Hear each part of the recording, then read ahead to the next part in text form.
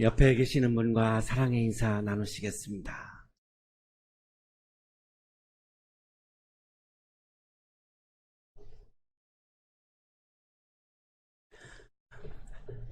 (1918년) 독일은 세계 1차 대전에서 패배를 한 이후에 국가적인 위기를 맞이합니다.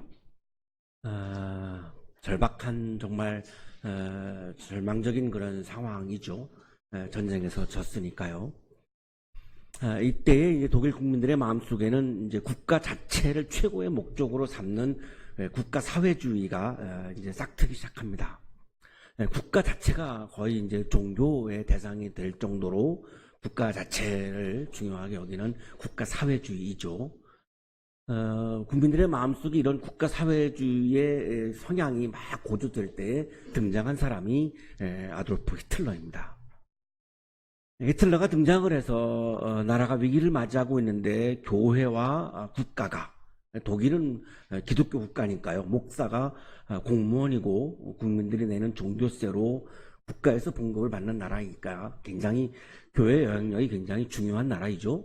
그래서 이 교회와 국가가 함께 결속을 해서 독일을 다시 재건합시다 라고 이렇게 제안을 하고 나옵니다. 그때에 이제 히틀러를 우리 독일인들의 메시아다라고 그렇게 환영하고 지지하는 사람들이 있었는데, 바로 그 사람들을 도이체 크리스툴리헤라고 부르는데요. 대다수의 독일의 어떤 기존 기성 어떤 독일 교회죠. 이걸 독일 기독교인 이렇게 부르는데요. 거의 대다수의 교회와 그리스도인들이 히틀러야말로 우리 독일의 메시아다라고 그렇게 환영하고 지지를 하고 나섰습니다. 국가를 위한 거죠. 여기서 이제 우리가 생각해 봐야 될 것이, 이 독일이라고 하는 국가를 재건하기 위해서 다른 사람들은 죽여도 되는 거죠. 독일을 위해서는 뭐 유태인들을 죽여도 괜찮은 거죠. 이제 이게 문제가 되는 거지, 독일을 재건하려고 하는 것 자체가 문제가 아니라 국가 이기주의죠. 내 나라를 위해서 그러면 다른 나라는 망해도 된다라고 하는 거니까 여기에서 이제 문제가 발생하는 겁니다. 그래서 한편에서는 히틀러를 적그리스도로 보는 사람들이 있었습니다. 아주 소수인데요. 이 사람들을 베켄엔데 키로헤라고 부르는데 고백교회라고 부르죠. 이 고백교회가 등장한 이유는 독일 기독교인들의 다수가 히틀러를 메시아라고 그렇게 지지하니까 그것은 우상숭배다라고 규정을 하고 나온 거죠. 대표적인 신학자가 칼 바르트라고 하는 20세기 최고의 신학자이고, 30대의 아주 젊은 신학자 보네퍼라고 하는 두 신학자가 이 고백교회를 이끌었습니다. 문제는 이 독일 기독교인은 다수였고 고백교회는 아주 소수였다라고 하는 거죠. 대부분의 주류 기독교는 히틀러를 지지를 했던 것이고요. 아주 극소수가 히틀러에게 반대를 했던 겁니다. 1933년에 이제 히틀러가 총통의 자리에 오르게 되었고요. 이제 본격적으로 이제 독일을 통치하기 시작을 합니다. 이때 이제 30대의 젊은 신학자 보네퍼가 라디오에 출연해서 강연을 했습니다. 그 강연 제목이 지도자와 젊은 세대라고 하는 강연입니다. 그 강연 내용 중에 스스로 신성화하는 지도자의 직위는 신을 모독하는 것이다. 그래서 히틀러를 메시아화하는 것은, 이것은 하나님을 모독하는 거다. 이런 내용을 하다가 결국은 방송이 중단됩니다. 방송 사고죠. 그러고 나서 이제 그 이후에 나치는 보네퍼를 계속해서 이제 감시하기 시작을 하고요. 굉장한 핍박과 굉장한 탄압을 받기 시작을 합니다. 1936년에 보네퍼가 이렇게 고백을 했습니다. 나는 처음 성서에 접했다. 말하기 괴로우나 나는 이미 자주 설교했고 교회에 많은 것을 보았으며 그것에 대해 말하고 썼다. 그러나 나는 여전히 그리스도인이 아니었다. 그보다는 나 자신이 군주였다. 굉장히 솔직한 진솔한 고백을 했는데요. 이분의 신분이 목사입니다. 그리고 신학자입니다. 이분의 직업이 늘 성서를 연구하고 설교를 하는 사람인데, 이렇게 얘기하는 거죠. 나는 처음 성서를 접했다. 그동안 내가 학문적으로 성서를 읽고 했지만 내가 진심으로 내 마음에 말씀을 받아들이지 못했다. 말하기 괴롭다. 나는 그동안 설교 많이 했다. 교회에 대해서 다 보았다. 그리고 교회에 대해서 말했고 글을 쓰고 학자로서 글을 쓰고 목사로 설교했다. 그런데 나는 그리스도인이 아니었다. 지금에 와서 보니까 나는 그리스도인이 아니었다. 그보다는 나 자신이 군주였다. 예수를 주인 삼고 예수를 따르는 그리스도인이 아니었고 내가 군주가 되어서 내가 왕이 되어서 내가 주인이 되어서 내 마음대로 하고 살았지 내가 예수를 따르는 마음이 나에게 없었다. 이렇게 고백을 한 거죠. 굉장히 진솔한 고백입니다. 그것으로부터 성서가 특히 산상수훈이 나를 해방시켜 주었다. 그런데 산상수훈은 이제 예수님께서 제자들을 훈련시키기 위해서 주신 말씀인데요. 산상수훈을 읽다가 내가 군주가 아니라고 하는, 내가 왕이 아니라고 하는, 내가 주인이 아니라고 하는 사실을 알게 되었고 그동안 내가 왕으로, 내가 군주로, 내가 주인으로 살아왔던 삶으로부터 나는 해방되게 되었다. 이렇게 고백을 한 겁니다. 1937년에 이제 산상수훈 연구서를 쓰게 됩니다. 그 이유는 고백교회를 이제 목회를 하려니까 이제 목사가 필요한 거고요. 그러니까 신학교가 있어야 되는 거고, 그래서 이 신학교에서 교과서로 쓰기 위해서 나폴게라고 하는, 나를 따르라라고 하는 제목의 산상수훈 해설서를 쓰게 된 거죠. 이 나를 따르라고 하는 책의 핵심은 그겁니다. 기독교 신앙이라고 하는 것은, 믿음이라고 하는 것은 예수의 제자가 되어서 예수를 따르는 것을 우리는 믿음이라고 부르고 신앙이라고 부른다, 이겁니다. 자, 그러면 교회를 다니는 거는요, 교회를 다닌다고 해서 믿음이 있다라고 말할 수 없다는 겁니다. 나는 예배 자리에 참여 매주일 하고 있습니다. 예배 자리에 참여한다라고 하는 것이 내가 신앙이 있다라고 얘기할 수 없다는 것이죠. 내가 아무리 교회에서 많은 활동을 하고 어떤 직분을 가진다 할지라도 목사라고 하는 직분을, 타이틀을 가지고 있다고 해서 내가 신앙이 있다라고 말할 수 없다는 것입니다. 신앙이 있다라고 하는 것은 내가 예수를 따르고 있느냐 따르지 않고 있느냐의 문제이지 어떤 교회의 포지션이나 활동이나 내 어떤 직분이나 이런 거하고는 관계가 없는 거라는 겁니다. 그래서 본인도 목사이고 신학자이지만 나는 그리스도인이 아니었다라고 그래서 고백을 했던 거죠. 그 깨달음이 있었기 때문에. 신앙이라고 하는 것은 나폴게 크리스티, 예수 그리스도를 뒤따르는 것을 우리는 신앙이라고 말하는 것이다 라고 이야기를 합니다. 인용하겠습니다. 살아있는 예수 그리스도가 없는 그리스도교는 불가피하게 뒤따름이 없는 그리스도교로 변하며, 뒤따름이 없는 그리스도교는 항상 예수 그리스도가 없는 그리스도교로 변한다. 그런 그리스도교는 이념이요 신화다. 자, 제가 교회를 다니고 제가 목사인데 내가 예수를 따르지 않을 수 있죠. 내 마음을 따라서, 내 뜻을 따라서 살아갈 수 있습니다. 그러면 신앙이 있는 거냐? 그건 신앙이 아니고 그냥 그것은 이념이고 신화에 불과하다. 왜? 내가 예수를 믿는다면, 예수를 믿는다라고 하는 말은 예수를 존경하고 예수님을 사랑하고 예수님을 좋아해서 그 내가 스승으로 삼은 그분의 말씀을 따르는 것이 예수를 믿는 거지. 내가 교회를 왔는데 예수에 대한 생각도 없고 예수를 사랑하지도 않고 예수님의 말씀을 내 마음에 채우지도 않고 예수님의 말씀을 실천하지도 않고 따르지도 않고 그런데 교회에 와 있다면 그게 어떻게 예수를 믿는 거냐? 교회를 다니는 거지 예수를 믿는 것은 아니지 않느냐, 이런 이야기죠. 믿음은 오직 순종 안에서만 존재하며 결코 순종이 없이 존재하지 않는다. 믿음은 오직 순종의 행위에서만 믿음이다. 믿음과 순종은 서로 분리될 수 없는 하나다. 따라서 이제 우리는 오직 믿는 자만이 순종한다라는 문장에 다른 문장을 대립시켜야 한다. 오직 순종하는 자만이 믿는다.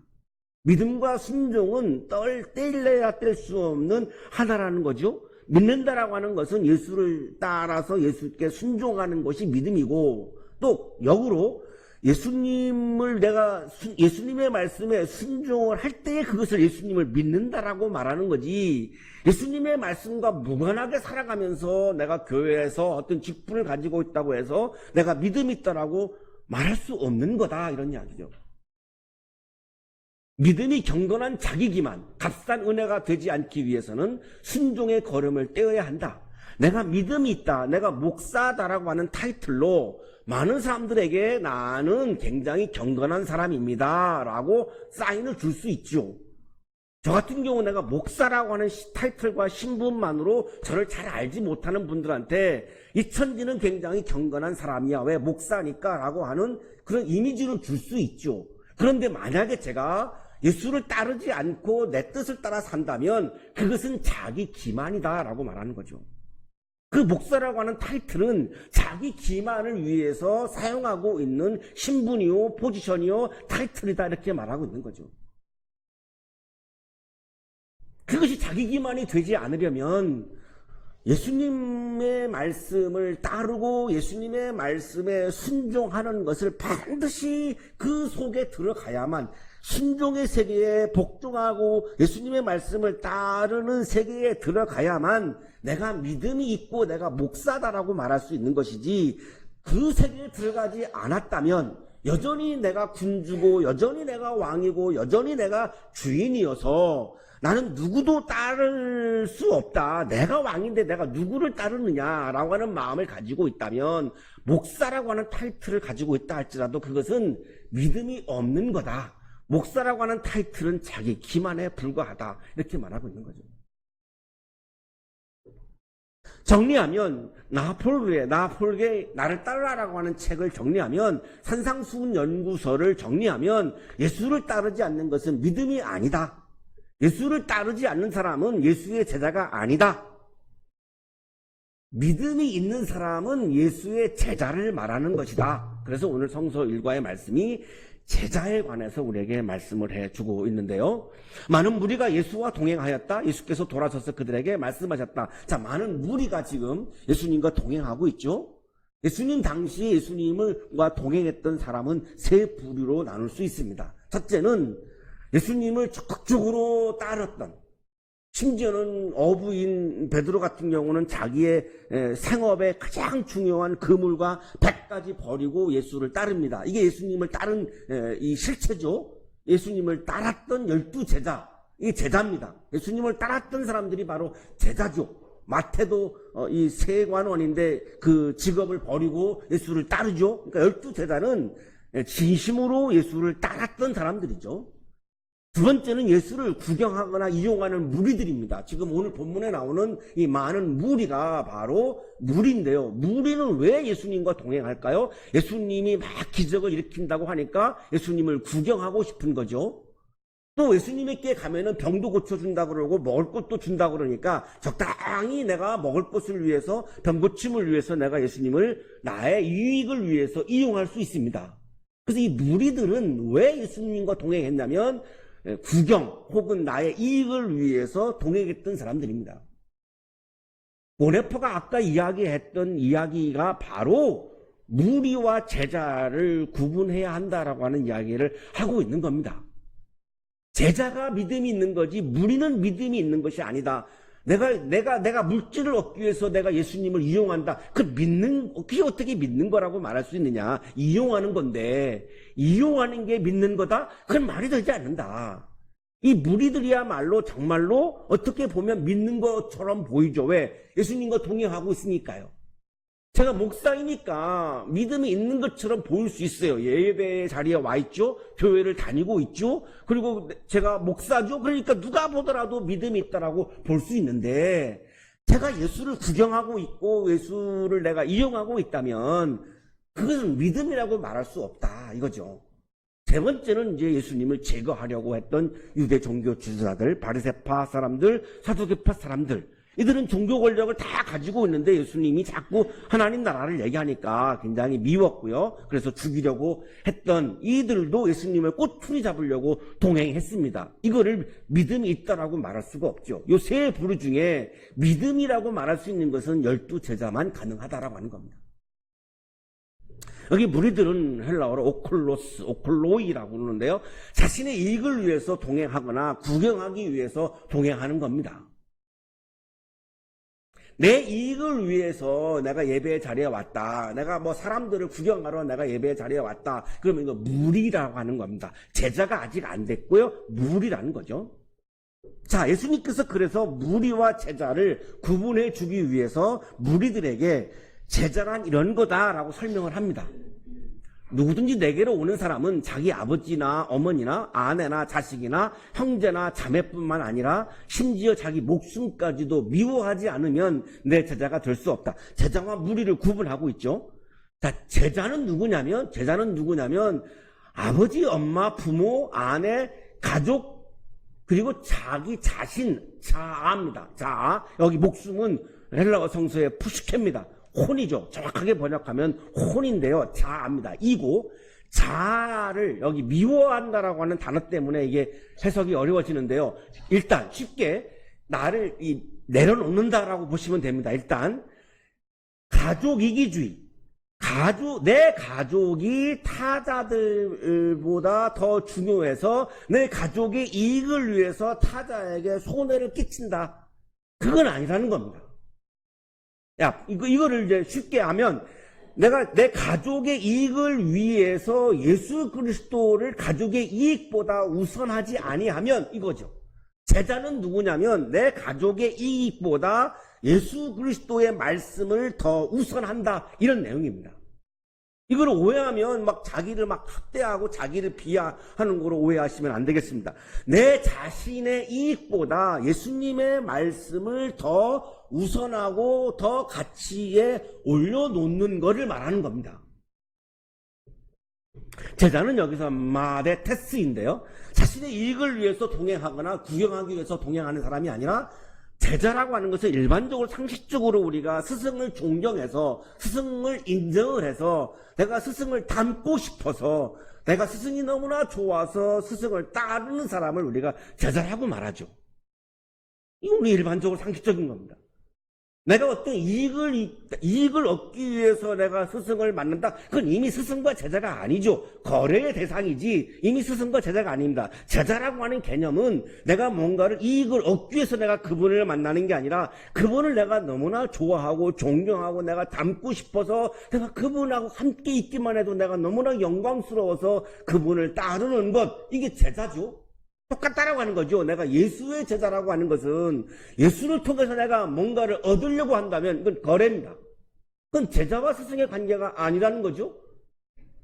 제자가 되려면 나의 생각과 나의 주장을 내려놓고 내가 선생님의 내 스승의 학문의 세계를 내가 따라가야죠. 따라가면서 그 안에서 나의 어떤 독창성을 발휘해야 되는 것이지 여전히 내가 스승의 내가 이론을 다 무시하고 그냥 내 마음대로 하겠다. 그건 제자라고 말할 수가 없는 거죠. 따름이 없는 것은 제자가 아니다라고 지금 말하고 있는 겁니다.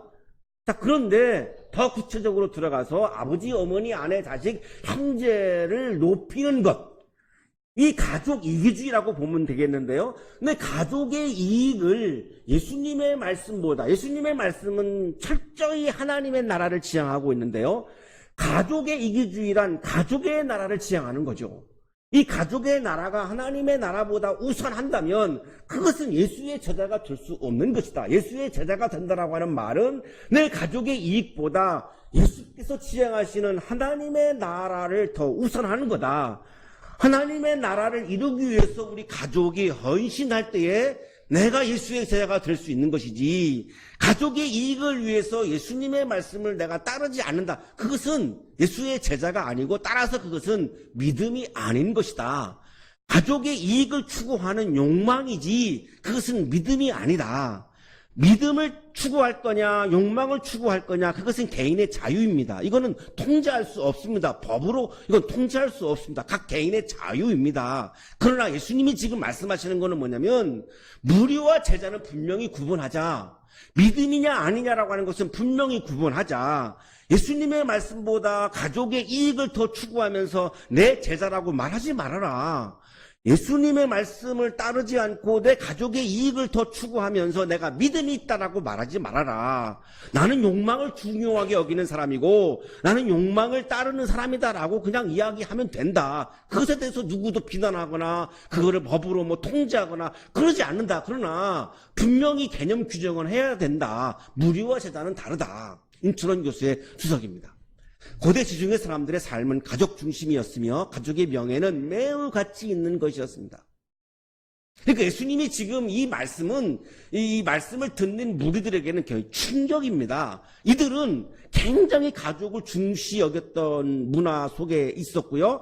이 가족의 명예가, 이 패밀리의 명예를 굉장히 중시했던 사람들입니다. 그렇기 때문에 예수님의 말씀을 따르는 것을 가족의 이기주의보다 더 우선하기는 어렵습니다.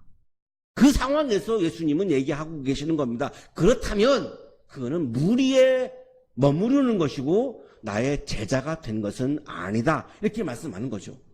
너희들의 문화에 따라서 그렇게 가족의 이기주의에 충실하고 그렇게 예수님의 말씀을 따르지 않는다면 그것은 무리에 머무르는 거고 제자의 차원으로는 들어갈 수 없다라고 하는 것을 말씀하고 있는 거죠.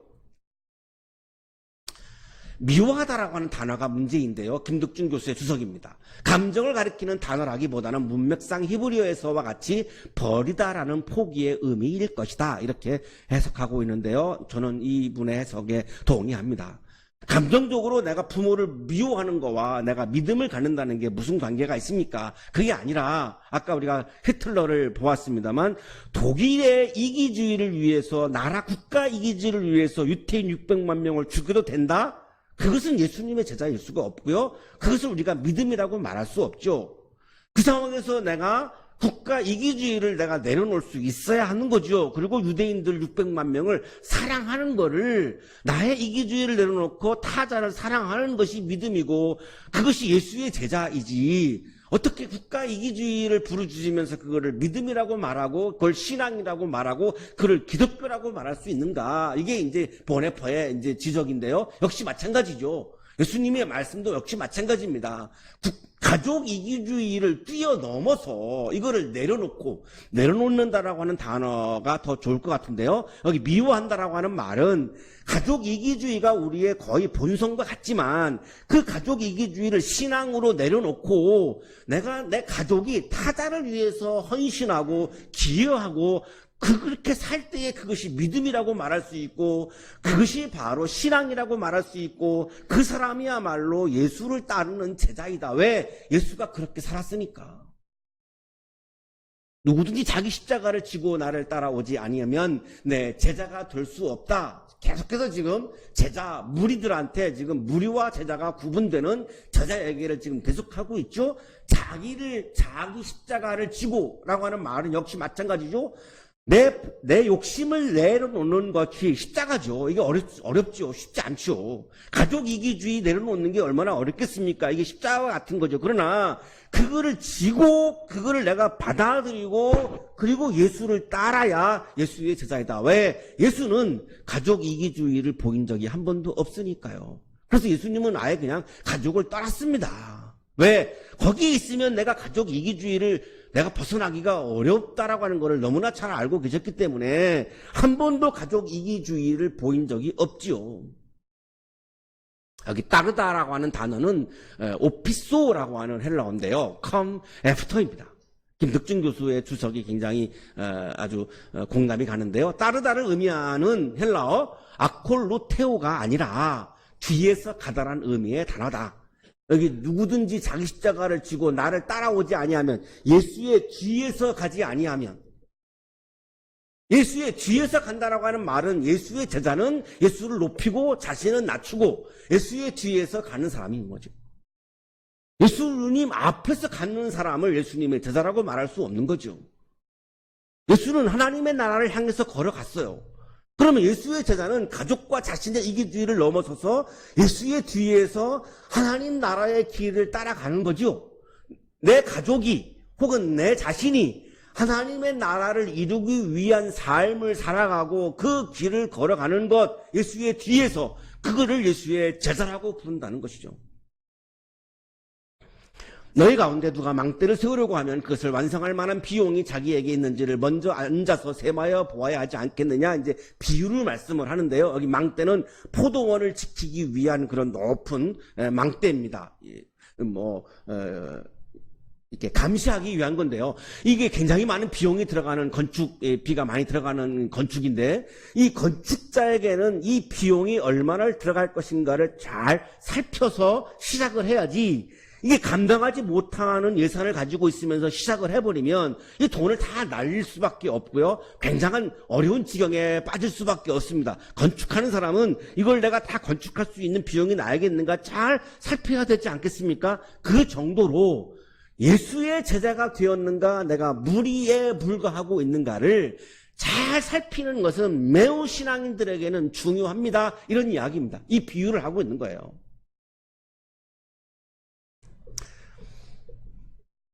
믿음이 예수를 구경하는 무리의 차원에서 예수를 따르는 제자의 차원까지 깊어지지 못한다면, 내가 아직도 예수를 구경하는 무리의 차원에 머물고 있고 내가 예수를 따르는 예수의 제자의 차원으로 내 믿음이 깊어지지 못한다면 지금 내가 가지고 있는 믿음은 소용이 없다는 것입니다.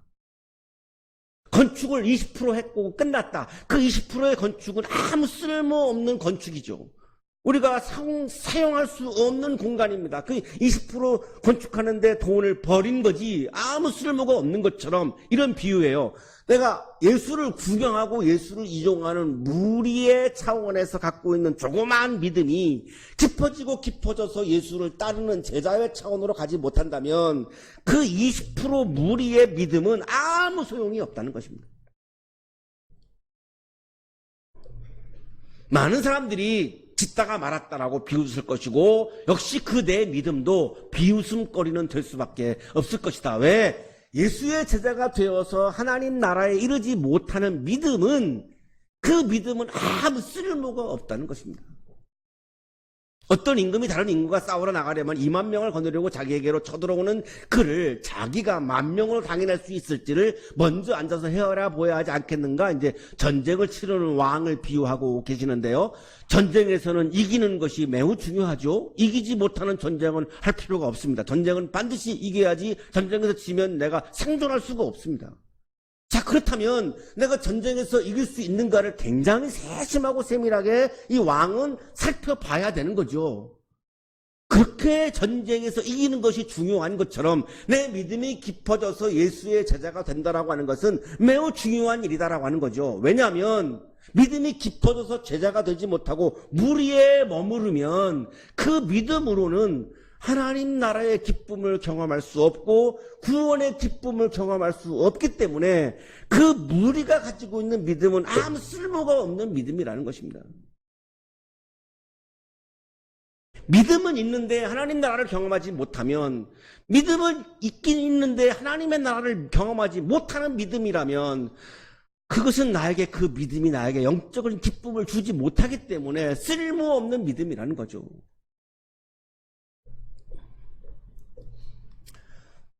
나의 나라를 위해서 걸어가고 있는지, 하나님의 나라를 향해서 걸어가고 있는지를 왕처럼, 건축자처럼 우리는 세밀하게 살펴보아야 한다는 것이죠. 그리스도인이라면 내가 아직도 무리에 머물러서 나의 나라를 위해서 걸어가고 있는지, 내가 예수의 제자가 되어서 예수를 따르고 있고 예수님을 따라서 예수님이 걸어가신 하나님 나라를 향해서 걸어가고 있는지를 세밀하게 살펴보아야 한다는 것입니다. 믿음이 없는 사람들이라면 살펴볼 필요가 없지만, 내가 믿음이 있다라고 생각한다면 나의 나라를 향해서 가고 있는지 하나님 나라를 향해서 가고 있는지를 살펴야 한다는 겁니다. 그 이유는 제자에 이르는 믿음이 깊어지지 않는 믿음으로는 영적인 기쁨도 하나님 나라의 기쁨도 경험할 수 없기 때문에 그 믿음은 아무 쓸모가 없는 믿음으로 끝나버린다는 거죠. 허무하다는 거죠. 그러므로 이와 같이 너희 가운데서 누구라도 자기 소유를 다 버리지 않으면 내 제자가 될 수 없다. 이 본문도 참 해석하기 어렵습니다. 우리가 내일 다 다 우리가 집에 가셔서 다 통장 다 없애고 뭐 부동산 다 없애야 되는데 이 말씀을 따르려면 참 그건 불가능하죠. 자본주의 사회에서 불가능합니다. 뭘 말할까요? 소유가 하나도 없으면 어떻게 먹고 살겠습니까? 경제적으로 이 소유를 다 버리라고 하는 의미가 아닙니다. 여기 자기 소유라고 하는 말은 나 자신, 이고를 생각하시면 됩니다. 나 자신을 예수보다 더 우위에 두면 안 된다는 거죠. 예수님을 내가 나보다 더 우위에 둔다. 아까 앞에서 말씀드렸던 주위에서 따라가다와 같은 의미죠. 김덕준 교수의 수석입니다. 궁극적으로는 제사직의 조건으로서 자기 포기와 희생을 강조하고 있는 것으로 생각된다. 자기 소유를 버린다는 말씀은 자아를 높이는 것을 내려놓는다는 겁니다. 예수를 높이는 것을 의미하는 거죠. 나의 나라보다 하나님의 나라를 더 중요하게 여기는 것을 말하는 겁니다. 우리가 살면서 내가 소유만큼 더 중요한 게 어디 있겠습니까?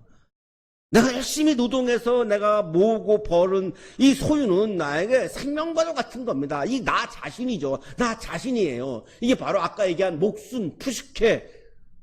이 푸시케가 혼이에요. 혼. 자아를 말하는 거죠. 이 나 자신입니다. 이 내 소유를, 내 자아를 예수님 앞에서 내려놓지 아니하면, 내가 예수님 위에 있으면 예수님의 제자가 될 수 없다. 맞죠?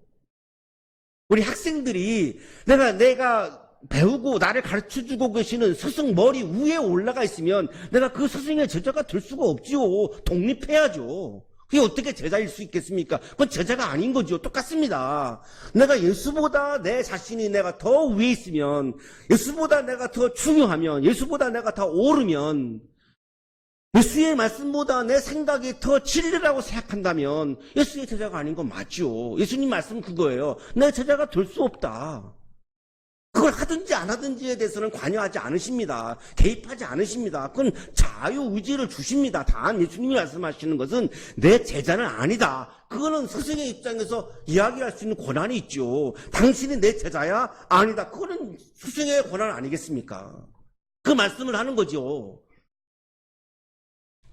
김덕준 교수 이렇게 수석합니다. 누구에 있어서 소유는 자신을 위한 축적과 장악의 대상이 아니라 가난한 이웃을 위한 분배와 나눔의 대상이기 때문이다. 예수님을 높인다라고 하는 것은 예수님께서 사랑하시는 약한 사람들에게 나의 소유를 자발적으로 나눠주는 거죠. 예수님이 그랬으니까요. 예수님은 늘 약한 병자들을 고쳐주셨고 먹을 것이 없는 사람들에게 먹을 것을 주셨고 약자들을 늘 돌보셨죠. 예수의 제자라고 하는 것은 그 길을 걸어가고 따라가는 게 예수의 제자라는 겁니다. 내 소유를, 내 생명 같은 소유를 제도와 법으로 다 내놔! 이러면 이게 사회주의가 되겠죠. 그건 우리가 동의할 수가 없지요. 자, 이 예수님의 말씀은 그 사회주의를 말하는 게 아니라 자발적으로 예수님이 그랬듯이 자발적으로 내가 나누는 것을 말씀하는 거지 이걸 강제하려고 하는 마음이 예수님에게 없습니다. 철저히 이건 자발적인 겁니다. 왜? 예수님도 자발적으로 하신 거지 법에 따라서 한 게 아니었습니다. 법에 의해서 억지로 하신 게 아니었고 약자들을 돌봤다는 것은 예수님이 자발적으로 했던 거죠. 그것은 하나님의 나라를 이루기 위한 거였습니다. 그 길을 따라가는 사람이 내 제자이지. 내 소유를 가지고 이것은 다 내 거니까 그냥 내 마음대로 할 것이고 나의 이익만을 위해서 내가 쓸 거니까 말하지 마. 말 안 합니다. 누가 말하겠습니까? 그거를 자본주의 사회에서 말하지 않습니다. 그러나 그것은 예수의 제자는 아니라는 겁니다. 분명한 것은 예수의 제자는 아니라는 겁니다. 나의 생명과 같은 나의 소유를 예수님을 따라서 약한 사람들과 나눌 수 있는 것, 그 사람이 바로 예수의 제자이고 그렇게까지 그 단계까지 가야 그거를 우리가 믿음이라고 말한다는 겁니다. 그래서 사랑의 실천이 믿음인 겁니다. 실천이 없는 고백만으로는 믿음이 아닌 겁니다. 이게 우리 대학의 건학 이념입니다. 정확하죠. 굉장히 정확합니다. 나를 위한 삶을 예수를 위한 삶으로, 나를 위한 삶을 너를 위한 삶으로 전환하는 것. 나의 나라를 이루는 삶을 하나님 나라를 이루는 삶으로 전환하는 것. 이 사람이 바로 예수의 제자이고 그 제자가 바로 믿음을 소유한 사람이다라고 말하고 있는 거죠. 에릭 프롬이 소유냐 존재에서 우리 인간에게는 소유의 길과 존재의 길이 있다라고 얘기를 했죠. 이 책의 중심 주제는 인간의 두 가지 실존, 양식, 즉 소유 양식과 존재 양식을 구별하는 것이다 그랬는데요. 오늘 예수님의 말씀은 소유냐 존재냐처럼 에릭 프롬이 말했던 것처럼 예수님의 말씀은 두 가지죠. 소유의 길과 제자의 길입니다. 이 소유의 길과 제자의 길은 하나를 택해야지 두 개를 병행할 수 없다는 겁니다. 이 다른 길이기 때문에 동시에 이 두 길을 같이 갈 수는 없다는 것이죠. 하나를 택하라는 겁니다. 소유의 길과 제자의 길. 자, 우리 신앙인들은 나를 높이는 소유의 길과 예수를 높이는 제자의 길 사이에서 고뇌하죠.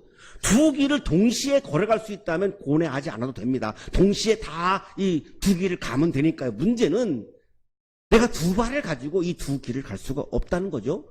선택해야 됩니다. 그래서 늘 우리는 내 삶 속에서 어떤 때는 소유의 길을 택할 때도 있고 어떤 때는 제자의 길을 택할 때도 있죠.